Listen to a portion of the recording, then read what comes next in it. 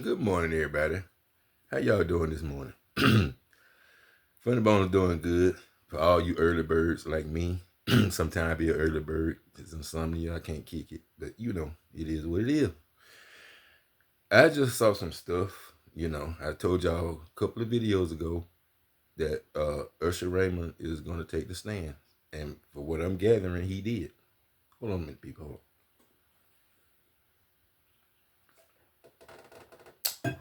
Man, okay. Cassie used to call Usher in the middle of the night after Diddy had thumped on her a little bit and reached out to Usher because she trusted Usher. Her and Usher was friends. So Usher was stuck between a rock and a hard place because he knew that Cassie was not lying. He knew Cassie was telling the truth, but he knew going against Diddy, that's a no-go. You can't go against Diddy, especially you're a up-and-coming artist, and whether you're an up-and-coming or established artist, Diddy can get you blackballed.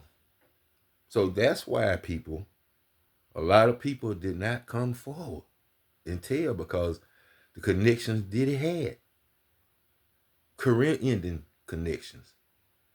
But I just wanted y'all to listen a little bit at what I was listening to this morning. Comes from Crush Vibes. And it's showing what happened on the stand and all that stuff and how it unfolded. And I'll get right back to y'all and let y'all know my opinion. And I want to know yours. Take a listen. Raymond, the multi-platinum artist known for his smooth vocals and effortless charisma, had just taken the stand in one of the most high-profile cases of the decade. His testimony wasn't just surprising, it was explosive. For years, Usher had been one of Diddy's closest allies, a fixture in the glittering circle of bad boy entertainment's elite. Yet here he was, seated calmly before a packed courtroom, unraveling secrets that many suspected but never dared to say out loud. Usher's voice was steady but firm as he recounted the first time Cassie reached out to him. It had been late, well past midnight, when his phone buzzed unexpectedly. On the other end of the line, Cassie's voice was trembling. She spoke in hushed tones, barely above a whisper, as if fearing someone might be listening. She was frantic, emotional, confessing things that Usher found hard to process at first. The words spilled out of her, painting a grim portrait of control and abuse behind the gilded doors of Diddy's mansion. Ridiculous. Usher paused during his testimony, collecting himself before continuing. He admitted that at first, he didn't want to believe it.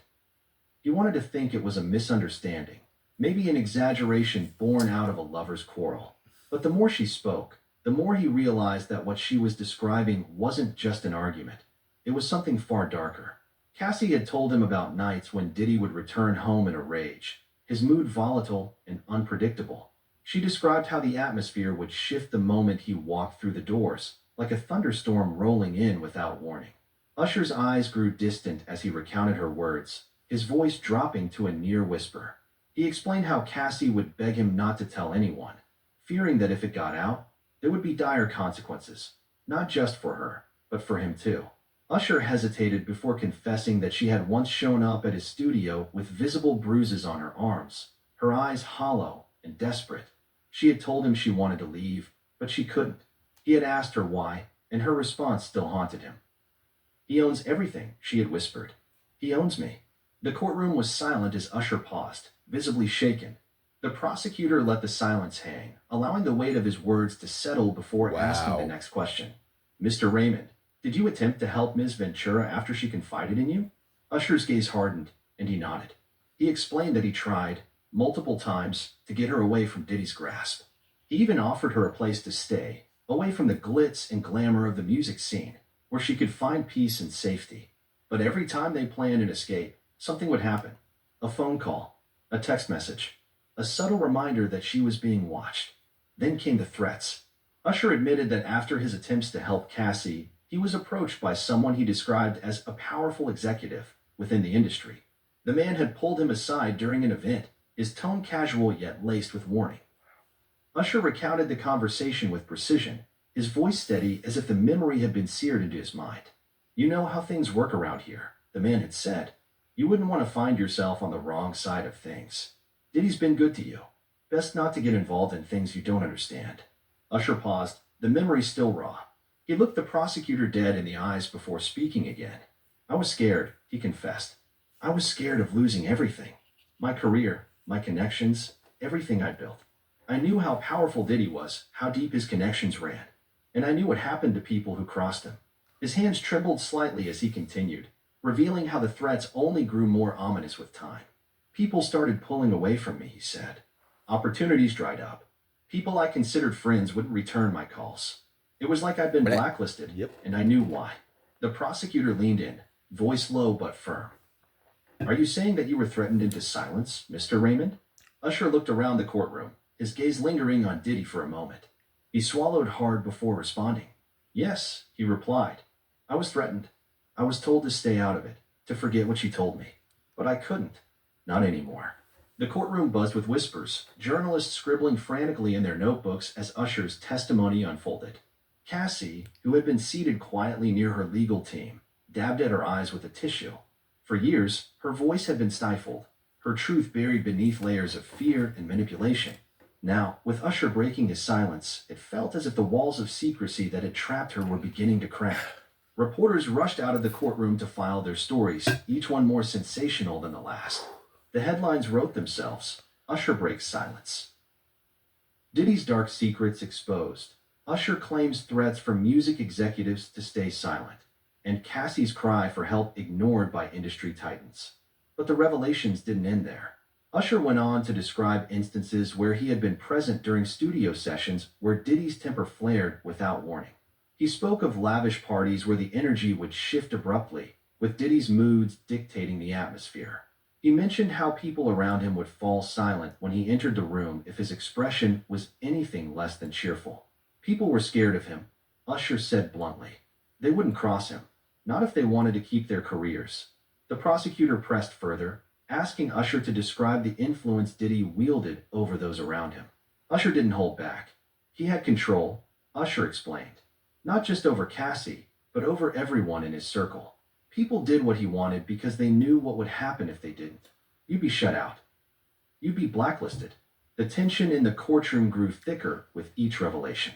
Diddy sat motionless, his gaze fixed straight ahead, refusing to make eye contact with Usher. His legal team scribbled notes furiously, whispering among themselves as the testimony continued. The judge occasionally tapped his gavel, calling for order as murmurs erupted throughout the room. Despite the chaos, Usher's voice remained steady. He spoke with the conviction of someone who had held on to a secret for far too long and was finally free to let it out.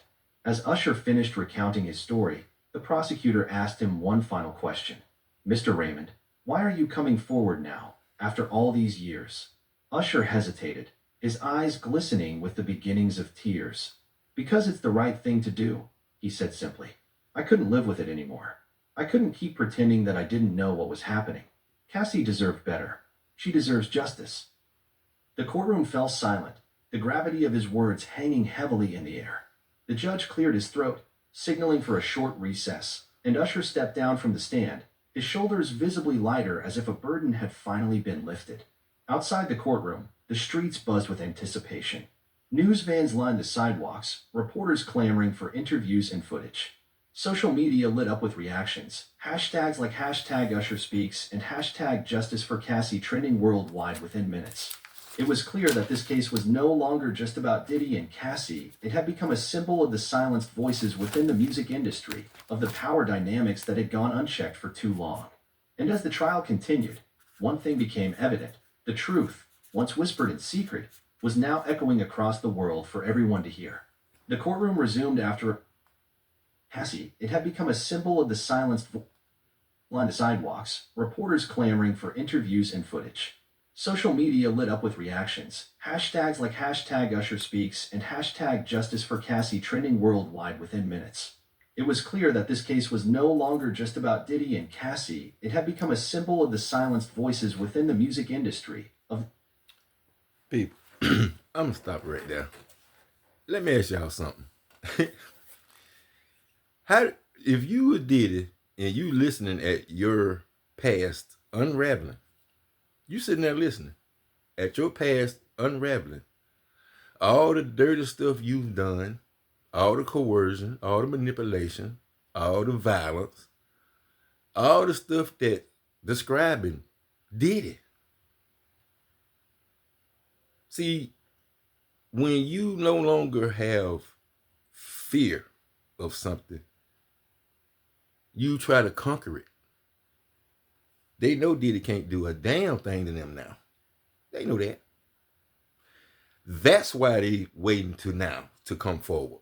Because they knew what kind of influence Diddy had, what kind of connection he had on people that they even thought were their friends. But those are the people that the government are looking for. His enablers.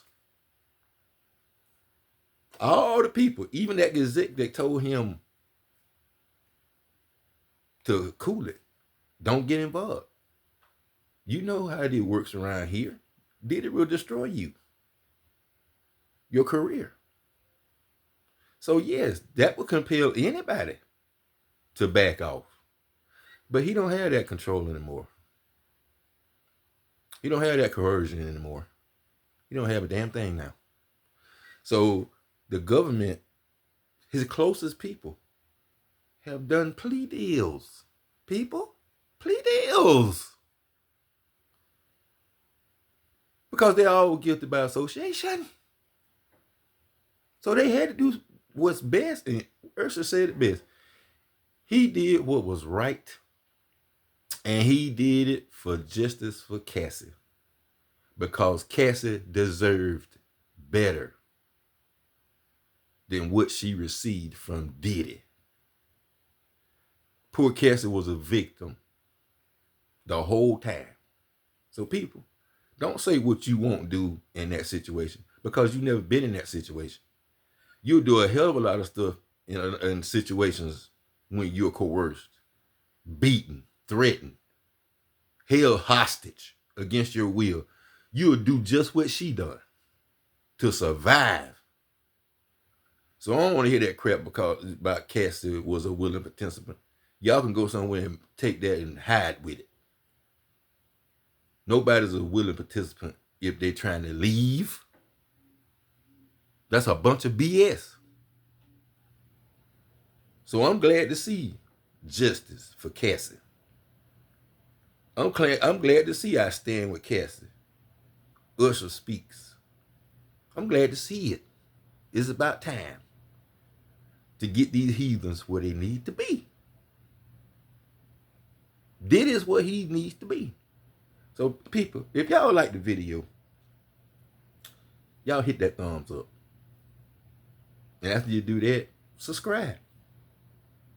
And after you do that, notification bell, hit all content.